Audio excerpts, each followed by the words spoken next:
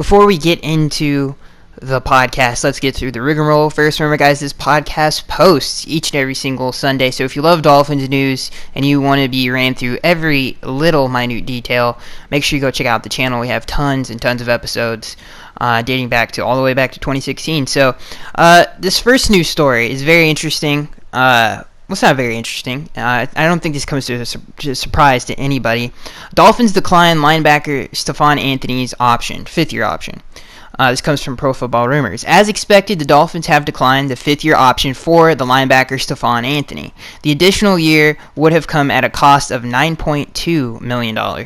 Anthony seemed to have a great deal of promise when he entered the league as a first-round pick of the Saints in 2015. After starting in all 16 games as a rookie, he moved from middle linebacker to strong side linebacker with poor results. The Dolphins acquired him for a fifth-round pick last fall, but the change of scenery didn't do much for him. Anthony had just 15 tackles in 8 games last year. Anthony has solid speed for a player who weighs 240 pounds. He's got some range, but he has yet to turn his natural gifts into quality play on the field. He is now slated to hit the open market next March. So, I mean, it actually blew my mind when I was like, he did start 8 games last year. That's half of the season. We made that trade midway through the season, which blows my mind. I completely forgot about that. I just totally forgot that he started all 8 games. We were seriously injured that season.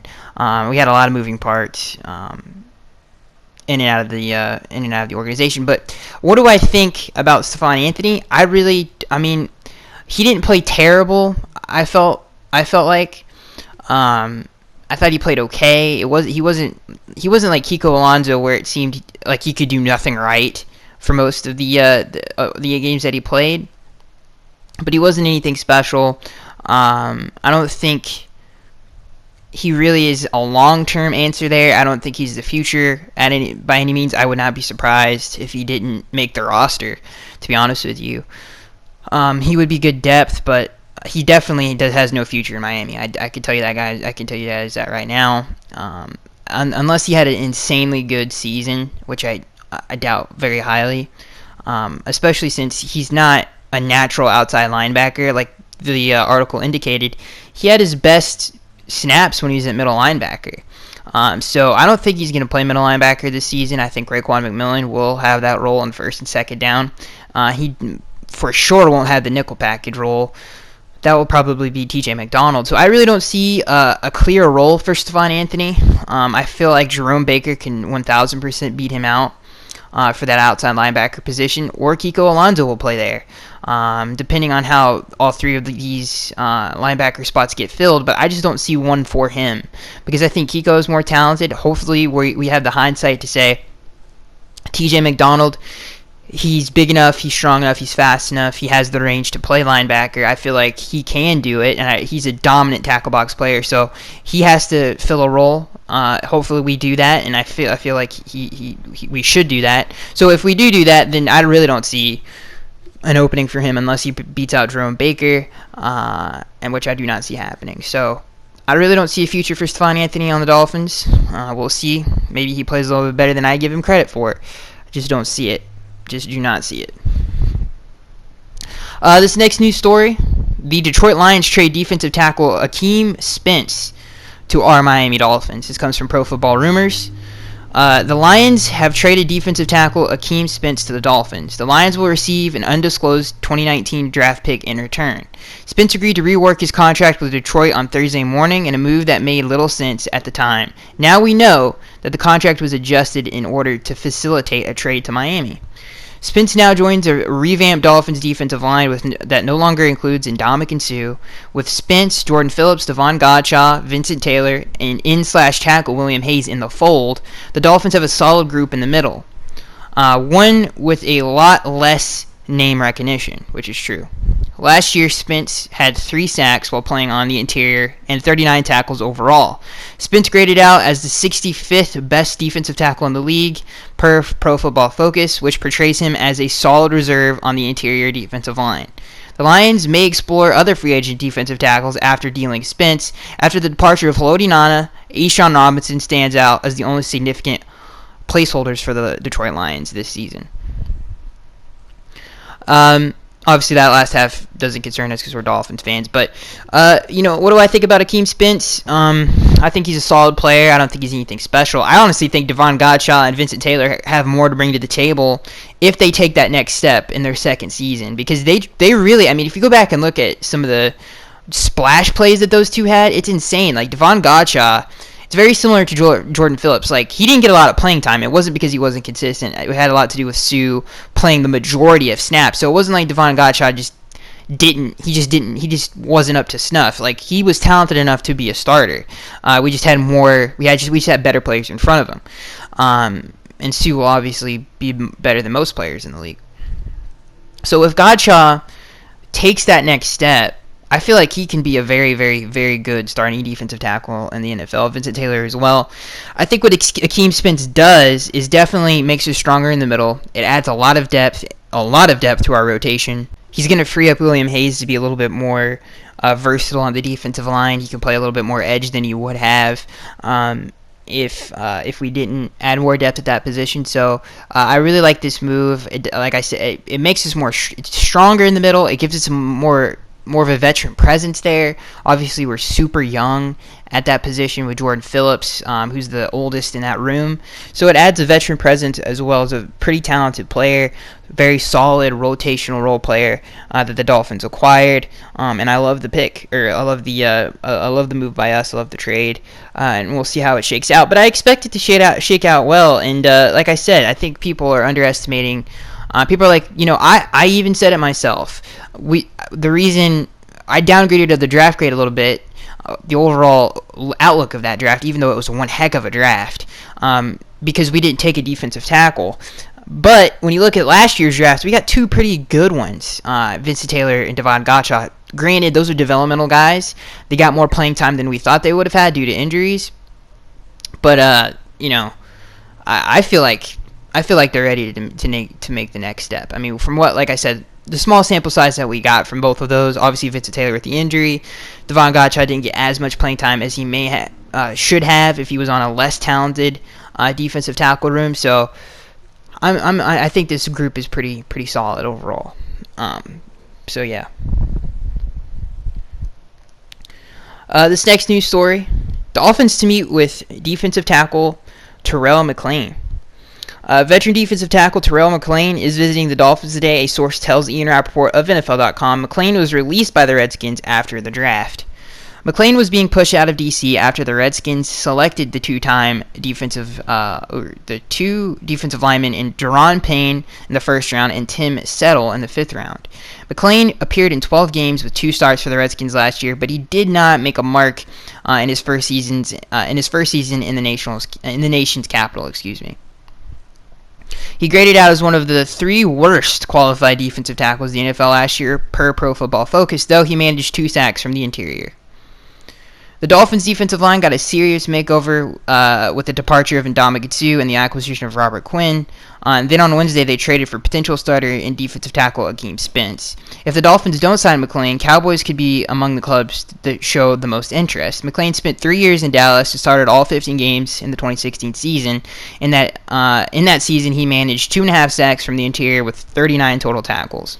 My opinion on this is I don't think this would be a good move for us. I think Terrell McClain was a system guy. I think Ron Molinari, or God, I always mess up his name. I apologize, but he's one of the best coaches one of the best assistant coaches in the NFL. That man did a lot with with very little, and it developed talent. He has a tremendous track record when it comes to developing talent. When you talk about David Irving, DeMarcus Lawrence, Tyron Crawford, even Robert McClain, he got him a big old deal that the Washington Redskins signed him to.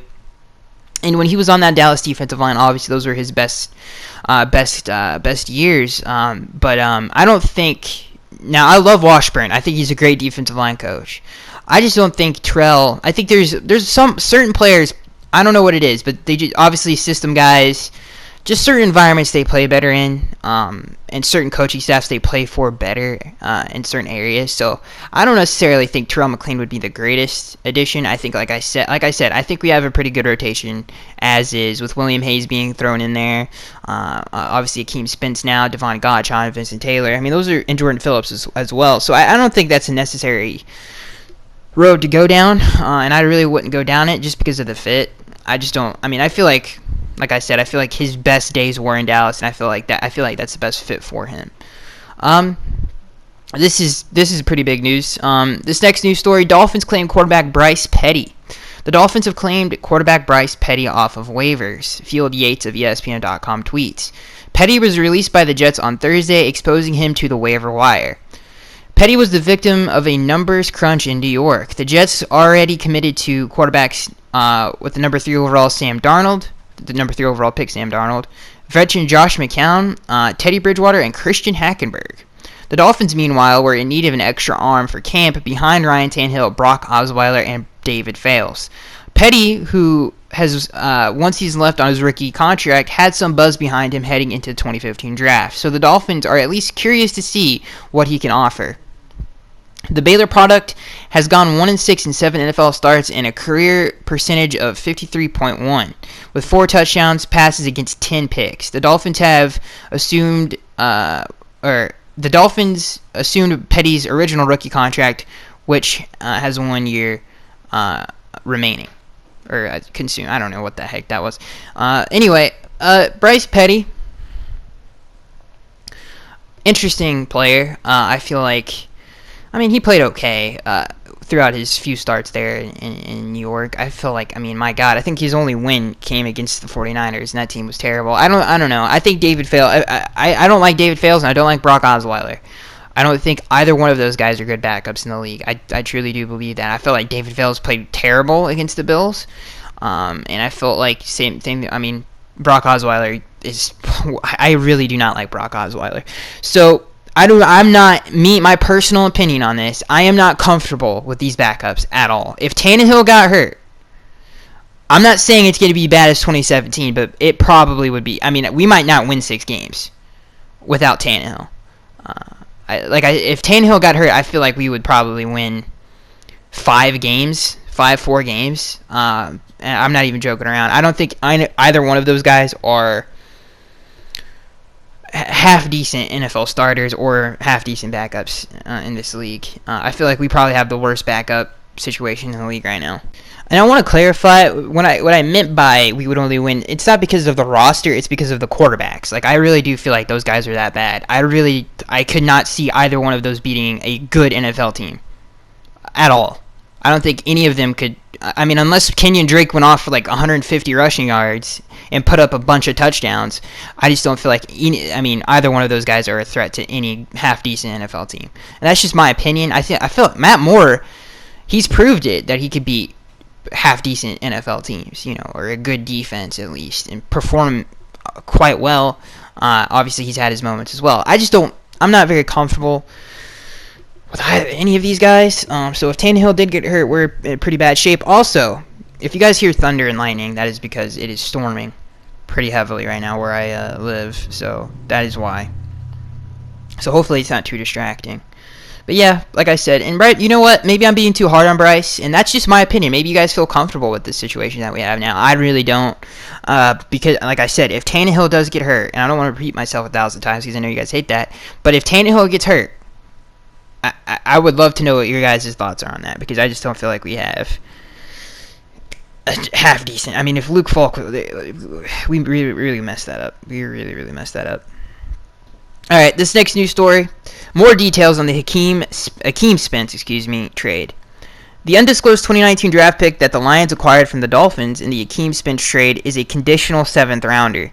ESPN Field Yates tweets. Miami's originally acquired the selection in that deal that sent Jarvis Landry to the Browns. So basically, the 7th round pick that we got from the Browns, we sent to the Lions for Hakeem Spence. Not too bad. We got a starter. We got a quality role player for a 7th round pick. That's not bad at all.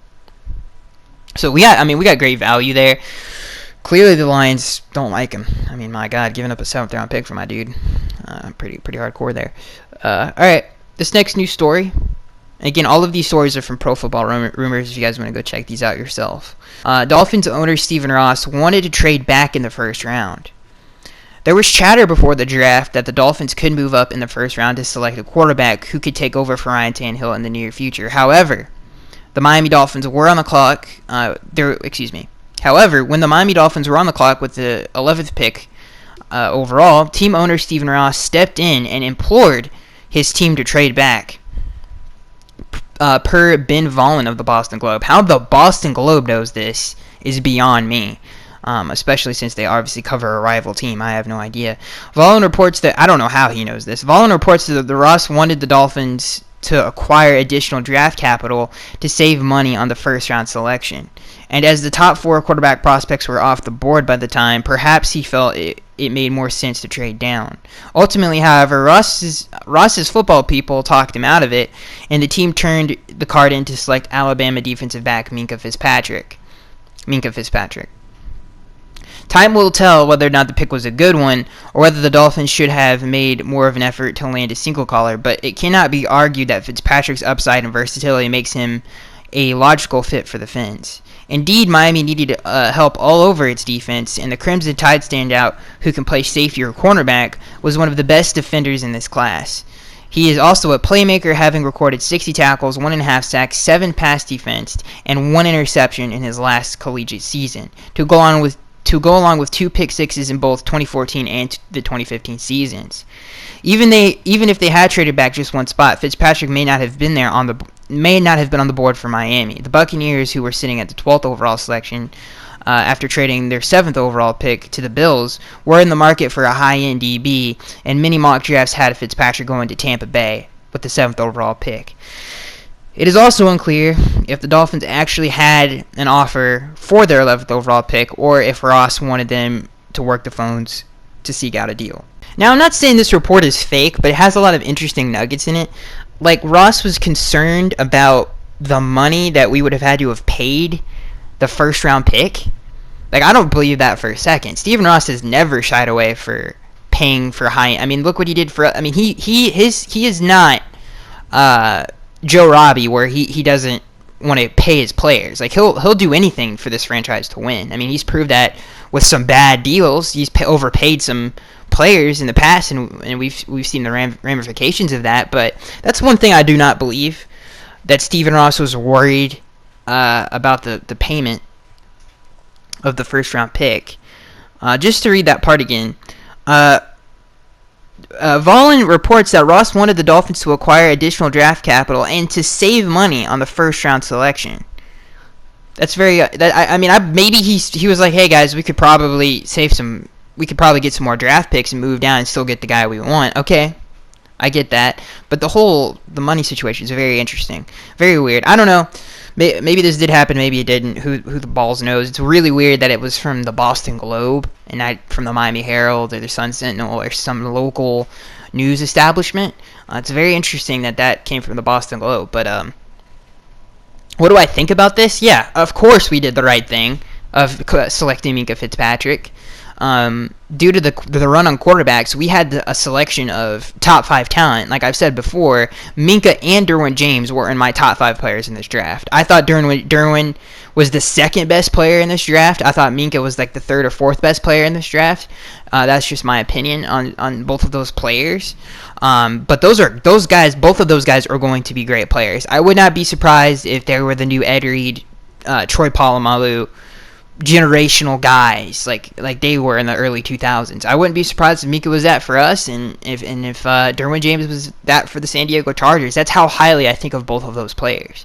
So of course we did the right thing of taking, in my opinion, a future great Dolphin and a future All-Pro player, and he's going to be great for us for years to come. And obviously he's going to be a very dominant free safety. I mean, he's going to be great. He's going to be great for us. But a very interesting report.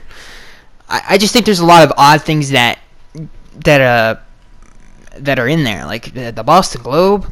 How the heck did they know about this? And Steve, I honestly doubt Stephen Ross was like, "Hey guys, we can save money if we trade down." Like, nah, dude, I don't believe that. That's just me. Let's see here. This next news story. We're gonna go. This is the portion of the show where we really don't go on concrete. This is just articles and opinions by other people.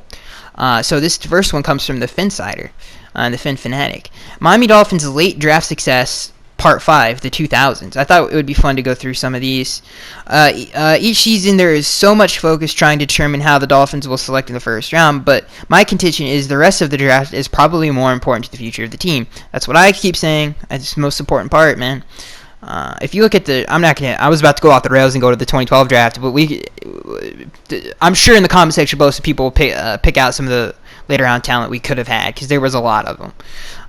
In the fifth part of a decade, by decade look through the Dolphins drafts, we'll continue to mention players not drafted at the top. This is the best, like I said, this is from the Fin Fanatic, the best late round picks of the 2000s.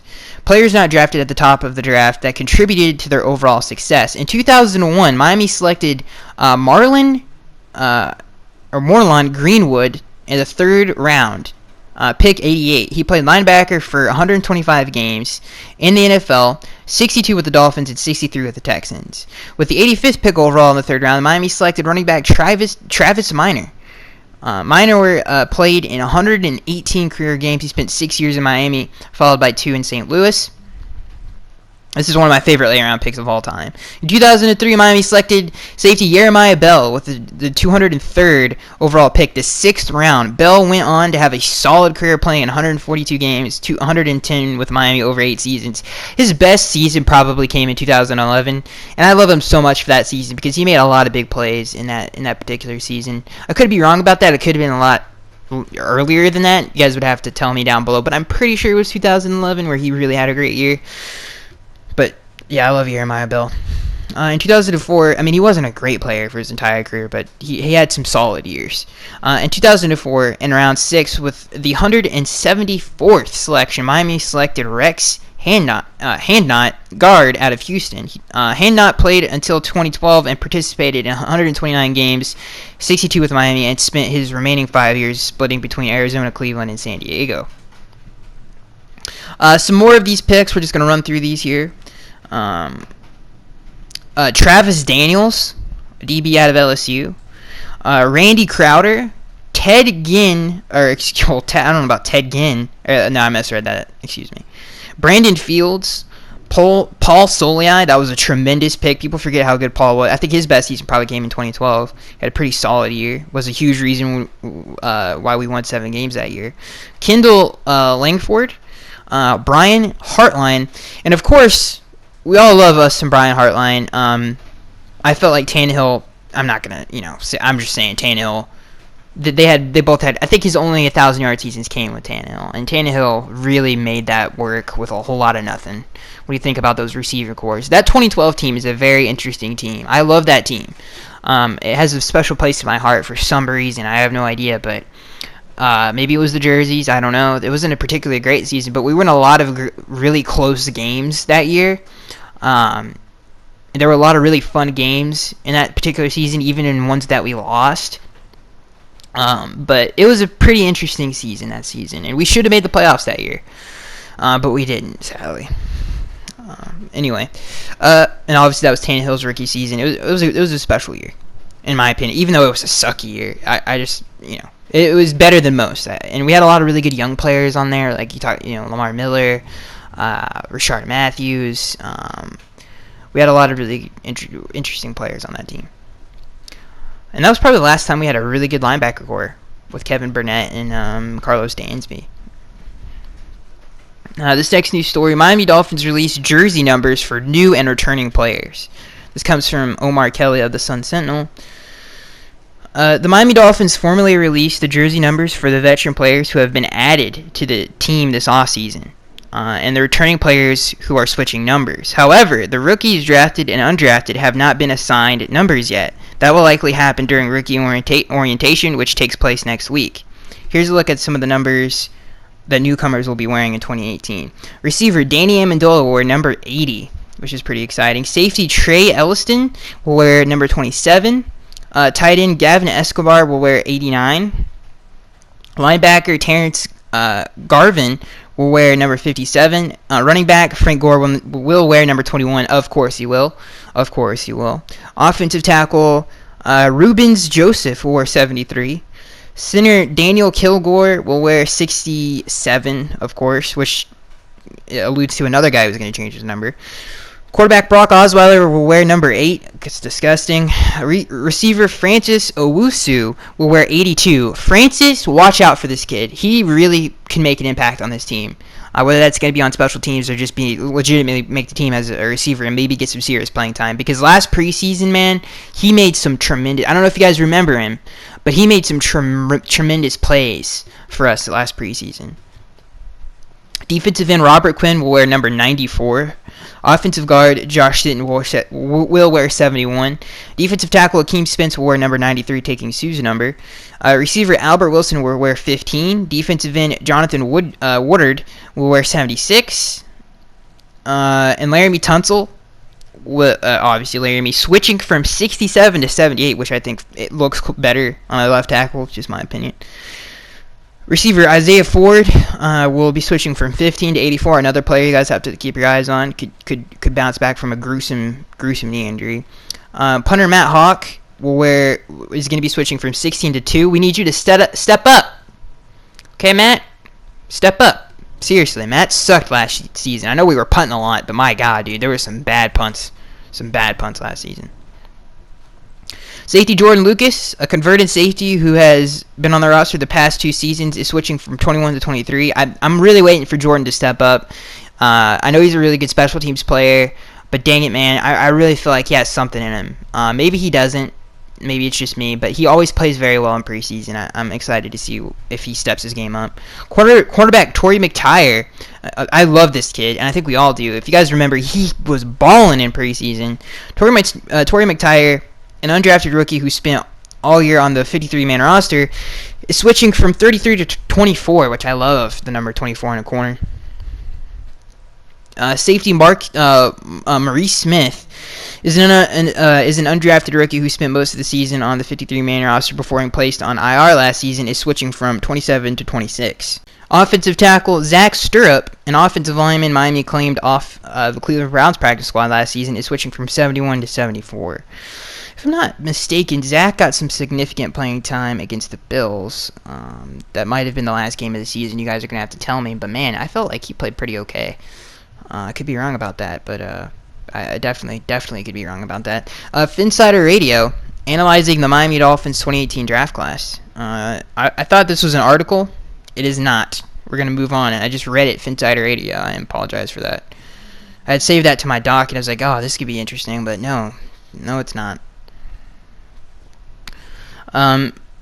This next news story, as we wait for this to load. Let's see here. Miami Dolphins make Ryan Tannehill risk even bigger with no safety net, and that is something that we were talking about at the beginning of the show. I felt like we would bring it in here towards the back end of the show. It's interesting stuff. The Dolphins are making a sizable gamble. This comes from the Daily Dolphin on the Palm Beach Post. The Dolphins are making a sizable gamble on Ryan Tannehill with the hope that he not only produces a nice comeback story after a major knee injury, but he also immediately starts playing the best football of his life at 30. And while that's living a little more dangerously than some might be able to stomach, their logic is reasonable given how he played the last time he was on the field. What doesn't make sense, though, is that they've heightened the risk by going forward with the smallest possible safety net. With no addition in the draft and no proven free agent coming off the board, they've made this as difficult on themselves as possible. The lesson they learned from the last season's debacle, David Fells, Matt Moore, and $10 million man Jay Cutler combined for some of the worst quarterback play in the NFL. This is a quote from Mike Tannenbaum. Quote, "Last year didn't go obviously the way we hoped. It gave us a chance to reflect on some things we could do better. Part of it is making sure that we have good depth at as many positions as possible, knowing that over the course of the season, players are going to get hurt." I completely agree with this article. He's right. There is no safety net. Now, I mean, obviously, there's a lot of things going into the quarterback position this particular season. It's tough, man, but you guys already heard me say it. I'm not confident in any of these backups. I feel like they're not good backups. I don't feel like they can win a game against an AFC, any of the AFC East opponents, much less a half-decent NFL team. That's just how I feel. maybe Adam Gase can get them to play above their skill level. I certainly felt that he did that with David Fales. I swear to God, that is the best David Fales you're going to see. Was against the Bills. I mean, he had his moments in that game, and there were other moments where you're like, my God. Like, and the same thing with Jay Cutler, man. He was so... the worst thing I ever did on this channel was try to blow smoke that just did not need to be blown, and just the false flags all over the place about Jay Cutler. I mean, my God, dude. He could not have been worse. He could not have been worse. He was on a very talented roster. He had players around him that certainly were not... I mean, those was high quality talent. And it wasn't like he was playing with bad players, and it's just unfortunate. The quarterback situation really messed up 2017, and I felt like it opened up the eyes of a lot of people in the organization as well, with the quarterback position, how important it actually is, and how important Ryan Tannehill was. We saw that with the players when they were interviewing them. And I'm about to go on Ryan Tannehill right now, but they were interviewing him about how much they miss Tannehill. Obviously, Kenyon Drake, that quote that we recently just read on the podcast, where he was like, "I cannot wait for he literally said, "I cannot wait for Tannehill to come back." He garners respect in that organization. Like the players look up to him.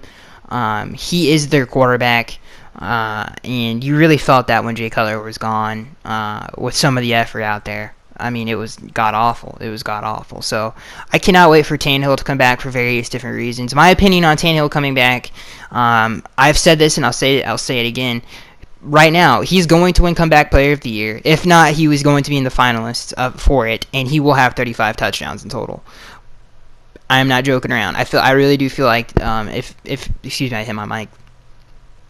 I feel like if everybody can stay healthy, I feel like this offensive line is the most durable he's had, the most consistent he's probably going to have, he's ever had in his career. I feel like the interior of the line should be pretty good for him this season. We should be better in the running game. I feel like Kenyon Drake and Kalen Ballage and Frank Gore are going to take a lot of pressure off of his shoulders and really give him the very favorable second and third downs, especially in the red zone. I feel like this offense is so much better than it was a year ago. I would not be surprised if Tannehill had a 30-plus touchdown season. Like I said, I'm calling it right now, 35 touchdowns to 12 picks.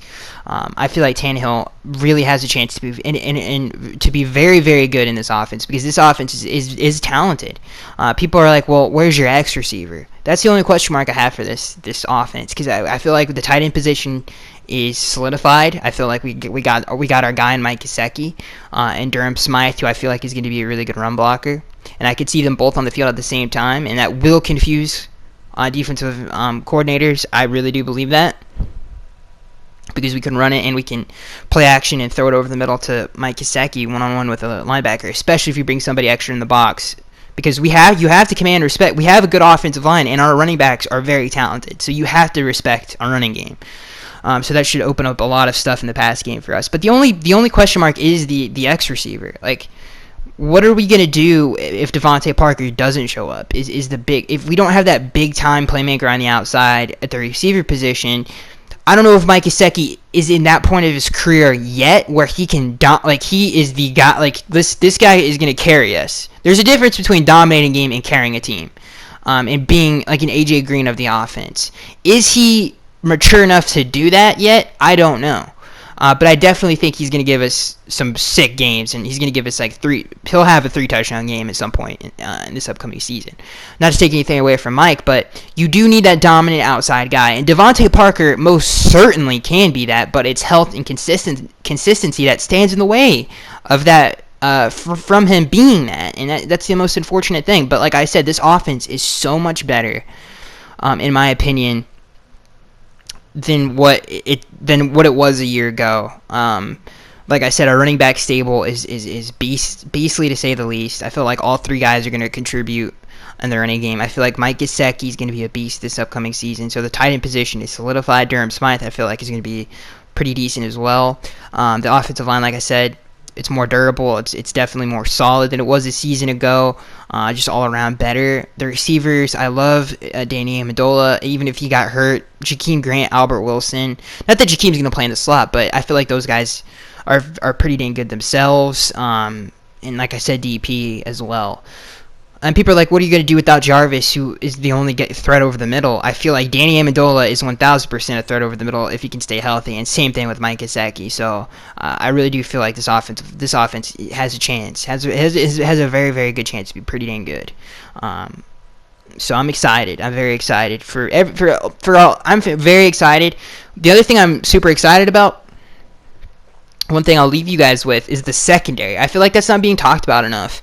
With Tony Lippett coming back, I feel like Xavier Howard, if we didn't suck so bad on offense last season, I feel like the defense would have looked totally different, but that's just me. But the secondary, Xavier Howard, I think he's taking the right steps in the right direction. People forget he didn't play a lot of games his rookie season, so last year was really his first experience playing a long schedule in the NFL. So I love Xavier Howard. I still love him. I still feel like he's going to be a pretty good corner in this league. Obviously, Cordrea Tankersley showed us a lot last season. Bobby McCain was a lockdown nickel corner for us last year. Lockdown slot all around. Just a beast last season for us. Tony Lippett, I think, is a great outside corner. He just gets turnovers. He's a big dude. For his size in the NFL to be that athletic and that good with his hands is pretty rare, very rare. Obviously, he was a former receiver from Michigan State. So and obviously Minka and Rashad, who I think that's one heck of a secondary right there. I feel like our secondary is going to be very, very good. If the defensive line and the linebackers can stop the run on a consistent basis, our defense should be pretty dang good as well. But that's the only question mark for the defense, is can the linebackers and the defensive line stuff the run at a half decent pace? They could listen.